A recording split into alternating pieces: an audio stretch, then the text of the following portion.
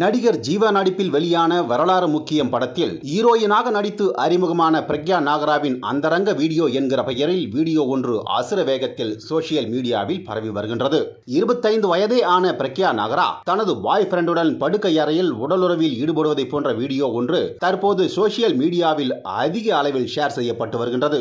இந்த வீடியோவும் deep fake வீடியோவாகத்தான் இருக்கும் என்றும், டார்க் வெப் உலகில் இப்படி நடிகைகளை டார்கெட் செய்து மோசடி செய்து அவர்களது கேரியரை காலி செய்து வருகின்றனர் என்றும் நெட்டிசன்கள் பதிவிட்டு வருகின்றனர். கடந்த சில வாரங்களுக்கு முன்னதாக நடிகை ஓவியாவுக்கும் இதே போன்று டீப் ஃபேக் பிரைவேட் வீடியோ பிரச்சனை பெரிதாக வெடித்தது. ஏகப்பட்ட நெட்டிசன்கள் ஓவியாவின் அந்தரங்க வீடியோவை பார்த்தே ஆக வேண்டும் என்கிற ஆர்வத்தை பச்சையாக வெளிப்படுத்தினர்.